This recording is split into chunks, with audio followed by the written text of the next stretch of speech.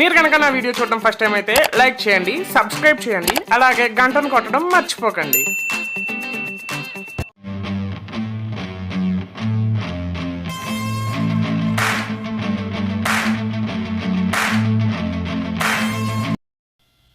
Hi, hello, నమస్తే, welcome to అమ్మగారి అబ్బాయి కుకింగ్ ఛానల్. నేను మీ భార్గవ్.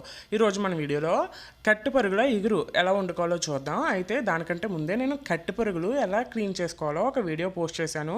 ఇంకా కట్టు పరుగుల పులుసు ఎలా వండాలో కూడా వీడియో పోస్ట్ చేశాను. ఎవరైనా చూడకపోతే చూడండి.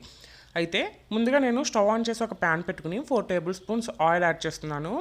ఆయిల్ హీట్ అయిన తర్వాత ఒక స్పూన్ అల్లం వెల్లుల్లి పేస్ట్ వేసి పచ్చివాసన పోయేంత వరకు ఫ్రై చేస్తున్నాను. అల్లం వెల్లుల్లి పేస్ట్ ఫ్రై అయిన తర్వాత ఒక 2 పచ్చిమిర్చి అలాగే ఒక 2 రెమ్మల కరివేపాకును కూడా యాడ్ చేసుకుని ఫ్రై చేస్తున్నాను.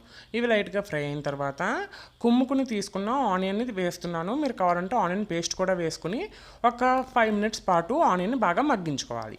ఆనియన్ మగ్గిన తర్వాత ఒక స్పూన్ సాల్ట్, ఒక స్పూన్ కారం, అలాగే పావు స్పూన్ పసుపు, ఒక స్పూన్ ధనియాల జీలకర్ర పొడి వేసి ఈ మసాలాలన్నీ కూడా బాగా రోస్ట్ అయ్యేలాగా బాగా ఫ్రై చేసుకోవాలి. ఈ మసాలాలన్నీ కూడా కొంచెం బాగా ఫ్రై అయితే మంచి టేస్ట్ వస్తుందండి.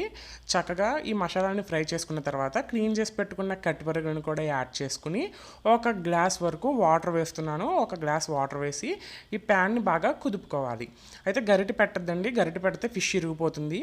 ఇలా కుదుపుకున్న తర్వాత ఒక హాఫ్ స్పూన్ గరం మసాలా పొడి, కొంచెం కొత్తిమీర వేసి మూత పెట్టి ఒక 10 మినిట్స్ పాటు ఉడికించుకోవాలన్నమాట. 10 మినిట్స్ తర్వాత మూత తీసి చూస్తే మన కట్టిపరుగుల ఇగురు రెడీ అయిపోయింది. స్టవ్ ఆఫ్ చేసి కొత్తిమీర జల్లుకుని సర్వ్ చేసుకుంటే చాలా రుచిగా ఉంటుందండి. రైస్తో అయితే అదిరిపోతుంది.